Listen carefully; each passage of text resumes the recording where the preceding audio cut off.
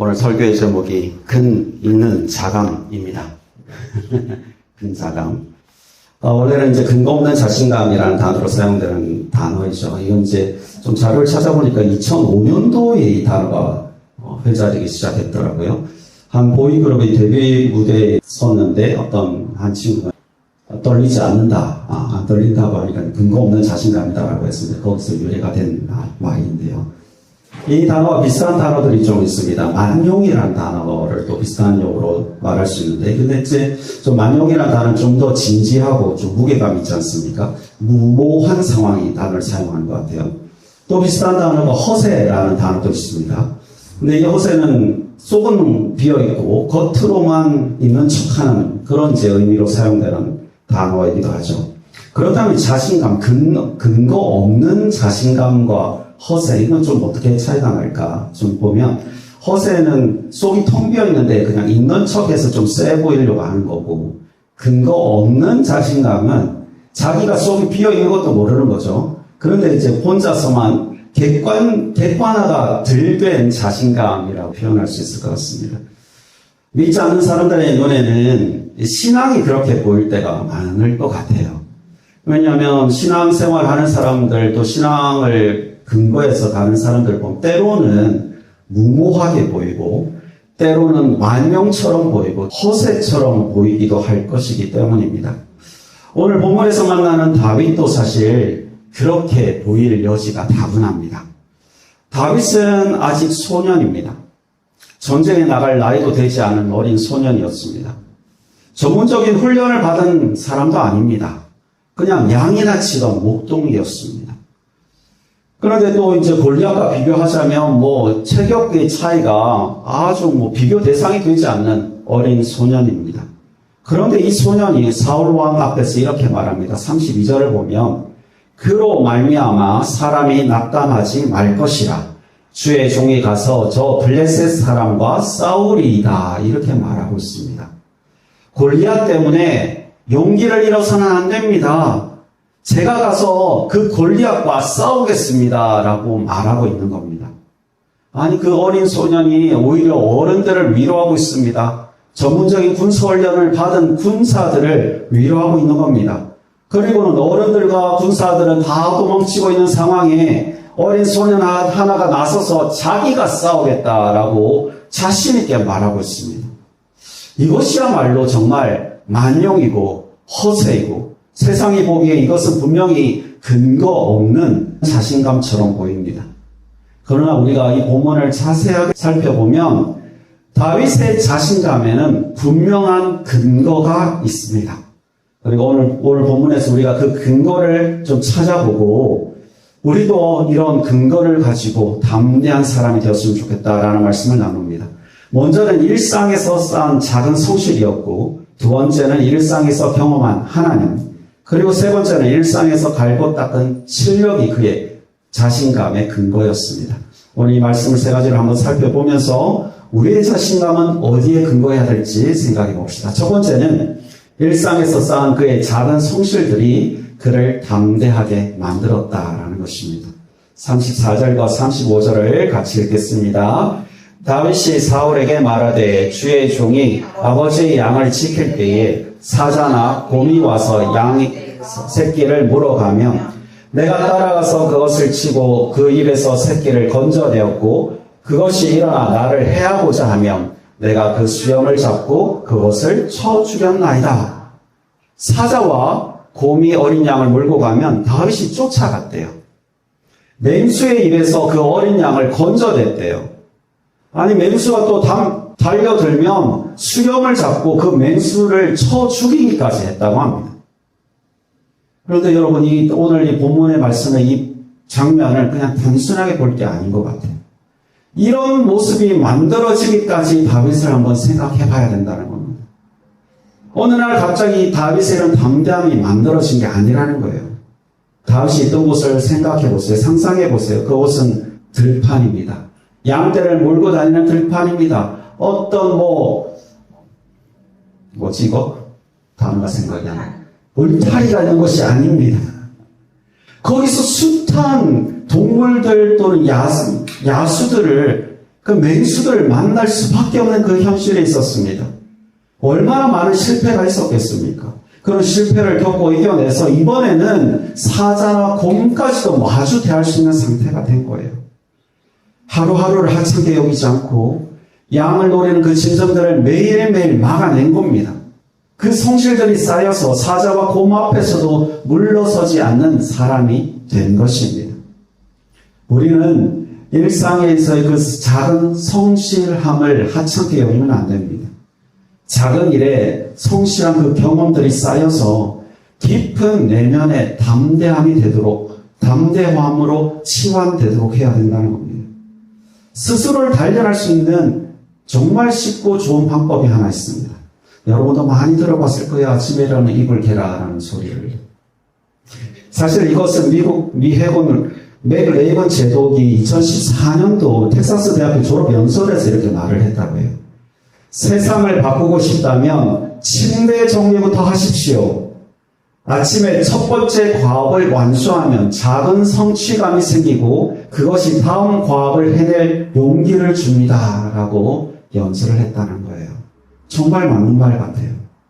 아무 일도 아닌 것 같지만 작은 습관이 몸에 배이고 그 작은 성취의 경험들이 내면에 쌓이게 해야 된다는 것입니다. 물론 뭐 아침에 입을 대는 것뿐만 아니라 저는 한 가지 원칙, 저는 이런 원칙을 요즘 가지고 있어요. 5분 안에 끝낼 일은 5분 안에 끝내자. 제가 이게 잘 안 됐었거든요. 이거 뭐 이따가 해도 되는 일들이니까. 그래서 그 해도 5분 뒤 해도 되는 일이니까 그 5분 안에 해결할 수 있는 일을 미루니까 그게 10개가 되니까 30분이 되고 50분이 되고 1시간 되고 그렇잖아요. 5분 안에 끝내면 될 일을 괜히 미뤄서 50분을 만들고 있더라는 거죠. 우리의 뇌는 굉장히 게으릅니다. 그래서 반복하는 걸 싫어하고 귀찮은 것을 싫어하고 편안한 것을 좋아합니다. 그래서 5분 만에 끝낼 수 있는 일이니까 나중에 해도 돼 라고 자꾸 속삭입니다. 우리가 그 속삭임에 넘어가면 언젠가 그 해야 할 일들을 끝내기 위해서 큰 마음을 먹어야 된다는 거죠. 작은 일들을 끝낼 수 있을 때 끝내는 겁니다. 그리고 또 우리 뇌가 또 놀라운 게 아직 마무리하지 못한 일을 항상 숙제로 생각하고 있어서 머릿속 한편에 그게 따로 돌아간다는 거예요. 여러분 핸드폰에 보면 화면에 떠있는 어플이 있고 뒤에서 돌아가는 어플이 있잖아요. 머리가 그렇대요. 아직 마무리하지 못한 그 일들이 있으면 머리 한쪽이 그게 계속 돌아가서 여러분이 100% 풀로 여러분의 머리를 활용해야 되는데 한쪽 구석이 그걸 계속 돌리고 있는 거예요. 여러분의 메모리를 잡아먹고 있는 거예요. 충분히 여러분의 머리를 100% 활용하지 못하게 만든다는 거죠. 작은 일들, 별것 아닌 것 같은 그 일들, 5분 안에 끝낼 수 있는 일들은 끝내버리세요. 그리고 머리를 여러분 충분히 100% 활용하세요. 작은 것부터 여러분 시작해서 작은 성실을 쌓아서 그 작은 성실이 여러분의 담대함의 근거가 될 수 있기를 바랍니다. 두 번째는 일상에서 경험한 하나님에 대한 확신이 그를 담대하게 만들었습니다. 36절, 37절을 같이 읽겠습니다. 주의 종이 사자와 곰도 쳤은즉 살아계시는 하나님의 군대를 모욕한 이 할례 받지 않은 블레셋 사람이니까 그가 그 짐승의 하나와 같이 되리이다. 또 다윗이 이르되 여호와께서 나를 사자의 발톱과 곰의 발톱에서 건져내셨은즉 나를 이 블레셋 사람의 손에서도 건져내시리이다. 아멘. 다윗의 말을 들어보세요. 중요한 부분이 있습니다. 주어가 누구이냐 하는 것입니다. 다윗은 지금 내가 사자와 곰을 이겼으니 골리앗도 이길 수 있다라고 말하고 있는 게 아니에요. 여호와께서 나를 사자의 발톱과 곰의 발톱에서 건져내셨으니 이 블레셋 사람의 손에서도 건져내시리이다 라고 말하고 있습니다. 주어가 내가 아니라 여호와 하나님인 거예요. 사자와 곰과 싸웠을 때 다윗의 목숨이 평안하지 않았을 거예요. 위태로웠을 거예요. 소년의 힘으로 어떻게 곰과 사자와 싸워서 이길 수 있겠습니까? 소년의 힘으로는 결코 벗어날 수 없는 상황이었을 것입니다. 그런데 벗어났어요. 오히려 맹수의 부수적을 잡고 그 맹수를 죽였습니다. 다윗은 알았던 겁니다. 내 힘으로 이긴 것이 아니다. 하나님께서 건져주셨다. 하나님께서 지혜를 주시고 하나님께서 힘을 주셨기에 내가 이길 수 있었다. 다윗은 일상의 위기 속에서 하나님을 경험했고 그 경험이 확신이 된 것입니다. 어제 나를 건지신 하나님께서 오늘도 건지신다라는 그 확신을 가지고 있는 것입니다. 이 확신이 그의 담대함의 근거였던 것입니다. 여러분 앞에 어떤 날 골리앗이 다가오는 날이 있을 겁니다.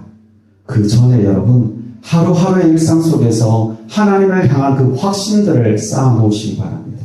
하루를 돌아보면서 하나님께서 나를 어떻게 인도하셨는지 고백하시고 또 한 달을 돌아보면서 하나님께서 나를 어떻게 인도하셨는지 고백하는 그 확신의 근거들을 마련해 놓으면 어느 날 여러분 앞에 골리앗이 다가섰을 때 두렵지 않을 것입니다. 오늘 부마 공부하면서 밤별 모임하면서 시간이 된다면 하나님께서 나를 도우셨던 것들을 한번 기억해서 이야기를 좀 나눠보고 하나님께서 나를 이렇게 도우셨습니다라고 한번 고백하는 시간이 있었으면 좋겠어요. 세 번째는 일상에서 준비된 그 익숙함이 다윗을 담대하게 만들었습니다. 숙련되었다는 거죠. 사울은 다윗에게 자기 군복을 입혔습니다. 노투구를 씌우고 갑옷을 입혔습니다. 칼까지 채워주었습니다. 여러분 이것은 한 나라의 왕이 가지고 있던 전투 장비입니다. 그렇다면 여러분 이게 퀄리티가 얼마나 좋았겠어요. 당시의 최고의 전투용품 아니겠어요? 가볍고 날쌔고 가장 예리하고 가장 좋은 것 아니겠습니까? 일반적으로 생각할 때는 가장 좋은 장비를 찼으니까 더 안전하고 전쟁에서 이길 수 있을 것이다 라고 생각할 수 있습니다. 그런데 다윗은 그것을 벗어버렸습니다. 왜 벗었습니까? 39절을 보면 익숙하지 못하기 때문입니다. 다윗은 그런 갑옷을 입고 싸워본 적이 없습니다.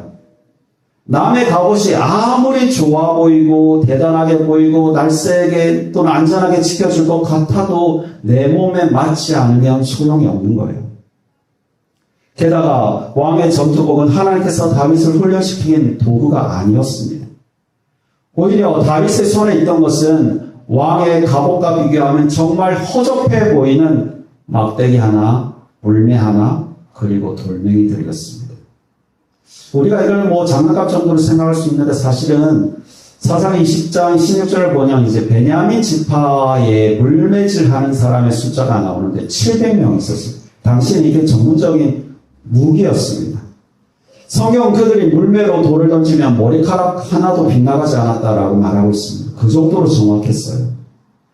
이 물매가 고대 시대에는 고대 전쟁터에서는 살상 무기였거든요.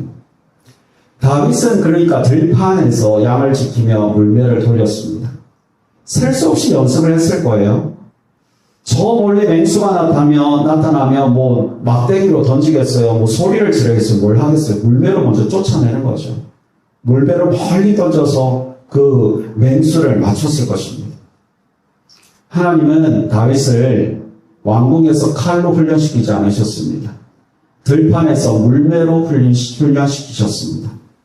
골리앗의 이마에 명중한 그 돌은 그날의 여행이 아니었던 겁니다. 들판에서 보낸 그 오랜 시간에 숙련된 그 열매였던 것입니다. 하나님은 아무것도 없는 곳에서 기적을 행하기도 하시지만 이렇게 일하시는 것도 분명히 좋아하십니다. 너 손에 지금 뭘 가지고 있냐고 물으시는 것입니다. 모세를 부르실 때 하나님 물으셨습니다. 내 손에 있는 것이 무엇이냐? 모세의 손에는 지팡이가 있었습니다. 사사인 삼갈의 손에는 소모는 막대기가 있었습니다. 그리고 5,000명을 먹인 그 현장에는 한 소년의 손에 도시락이 있었습니다. 그렇다면 우리는 어떻게 해야 합니까? 먼저 남의 갑옷을 벗으십시오. 다른 사람의 재능을 탐내고 다른 사람의 환경을 부러워하지 마십시오. 내 손의 물매를 하찮게 여기지 마세요. 남의 갑옷을 입고는 나는 골리앗과 싸울 수 없는 겁니다. 내 손에 뭐가 있는지 확인하세요. 재능일 수도 있고 경험일 수도 있습니다. 내가 서 있는 자리일 수도 있습니다. 곰곰하게 생각해보면 내 손이 비어 있지 않다는 것을 알게 될 겁니다. 자신에게 주어진 그 손에 쥐어진 그것으로 여러분 익숙하게 숙련되어서 여러분의 강점으로 여러분의 무기로 만드십시오. 마지막으로 내 손에 있는 그 물매를 매일 돌리십시오. 물매는 하루아침에 명중하는 것이 아닙니다. 꾸준히 시간을 들여야 하고 반복해야 하는 겁니다. 다윗이 들판에서 물매를 돌리던 그 평범한 오후가, 평범한 하루가 골리앗 앞에 서는 그날을 준비하고 있었던 날이었다는 것을 잊지 마십시오. 반복된 일상이 지겹고 괴롭고 슬퍼도 그것이 여러분의 물매일 수 있습니다. 하루하루를 숙련되게 보내는 여러분 되기를 바랍니다. 저는 오늘 말씀을 나누면서 다윗이 담대할 수 있었던 이유가 일상에서 쌓은 경험들이 있었기 때문이고, 일상에서 만난 하나님을 향한 신앙이 있었기 때문이고, 일상에서 준비된 숙련됨이 있었기 때문이다라고 말씀을 드렸습니다. 그런데 여러분, 여기서 멈추면 조금 문제가 생길 수 있어요. 성공주의적 설교가 되기 때문이에요. 이건 뭐 어디 가서도 다 들을 수 있는 이야기가 되어버리기 때문이에요.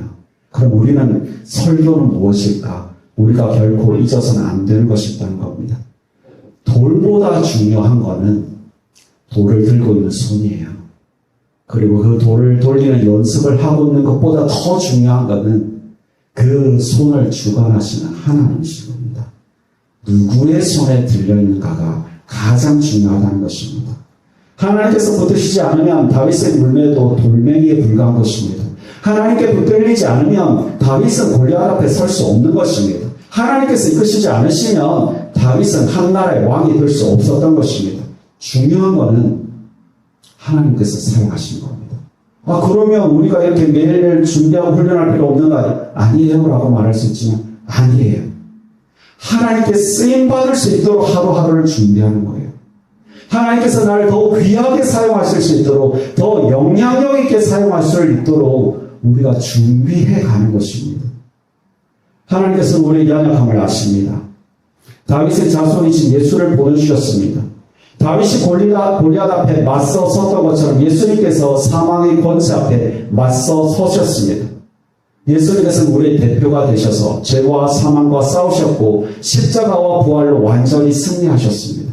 다윗의 승리가 그 한 나라의 승리가 되었듯이 그리스도의 승리가 우리 모두의 승리가 되었습니다. 그래서 우리의 담대함의 근거도 사실은 예수 그리스도입니다. 우리의 성실함, 우리의 신실함, 우리의 실력의 그 근본적인 근원은 예수 그리스도이십니다. 예수께서 이미 승리하셨기 때문에 우리는 소망을 잃지 않을 것이고, 그리스도께서 우리 안에서 일하시기 때문에 우리가 오늘도 성실할 수 있는 것이고, 하나님을 더욱 신뢰할 수 있는 것이고, 하나님께서 맡기신 일을 꾸준히 갈고 닦을 수 있는 것입니다. 그러므로 사랑하는 여러분, 예수님 때문에 하루를 성실하십시오.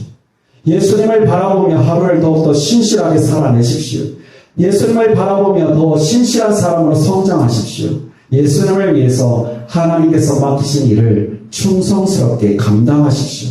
그래서 그리스도께서 붙드시는 사람, 하나님께서 사용하시는 사람, 귀하게 쓰임받는 저와 여러분 되시기 바랍니다.